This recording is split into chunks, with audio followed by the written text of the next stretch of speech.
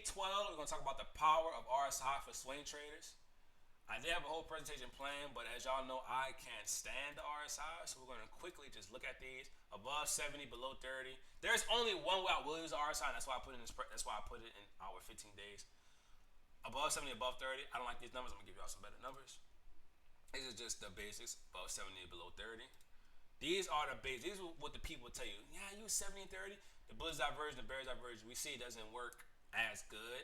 And if we're going to have a low win rate, we want to at least have a high risk to reward. We want to have a trade that runs for a while. We want to be able to collect profits as the trade runs, right?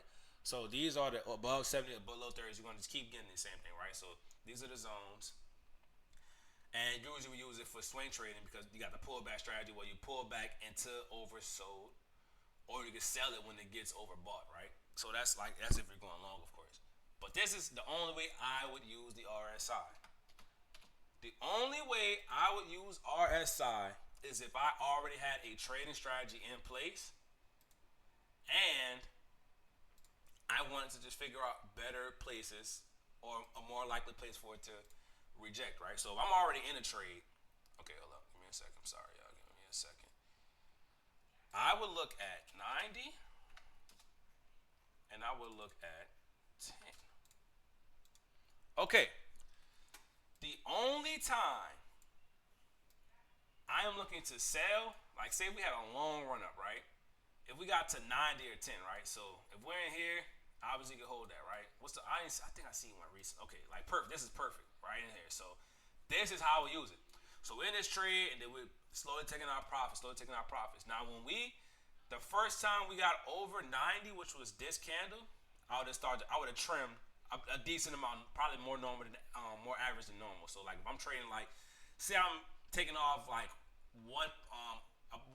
10%, let's say I'm taking off 1% per target, whatever you want to do. And when I got to here, I'll probably take off like 5%. And then it would drop back down, and then when it started to come back up, I'll take off another 5%, another 5%, another 5%, another 5% until they drop below. And then now you increase your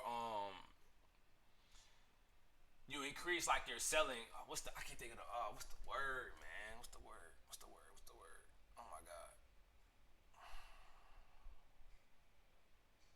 Oh my god. You increase the trade value, right? So you utilize your position size to the best of its ability, right? I can't think of the actual word right now, but just know that you're more heavy sided on actually selling up, so and that you would have got a real good trade on a really long run up. So this long run up, you would have selling your 1%, you sold your 5% up here, so you got a heavier return at the top of the market. You know what I'm saying? So that's how I would use it. That's the only way I would use it. Now, would I still use it? No, but if you love RSI and if RSI works for you, I want you to at least try these numbers. So you get up here, you get 90 here, so you sell here, and then you sell here. Look at you, you sold the top of the market, bro. Stop playing with me. You know what I'm saying? So 5% here, 5% here. You could be like, I sold the top of the market. Here's how. Like, you know what I'm saying? So, I mean, hey, to each his own, dog. But that's the only way I would use it. So if you're gonna use RSI, at least use the actual oversold and overbought. 70 and 30 is child's play. We're not gonna use that.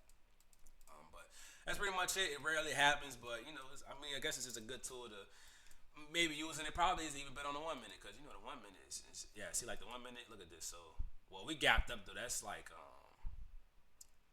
that's because of the gap though. So I don't really count. But like if we're like in the middle of the trading day and that happens, then yeah, you might want to liquidate your position for sure. It's time to get out of there.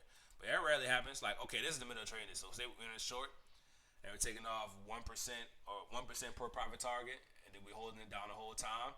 And as you can see, it gets to this little stretch where we get below 10. You can liquidate your whole position, and look, you literally sold the bottom of the market. So that's just like that. Like that's the only way I really would use that. The 70, as you can see, when it shades green at the 70, so you know that that's usually when you would sell, but it kept running. So that's just a thing. But that's pretty much it, man. We'll catch y'all on the next day. See y'all then.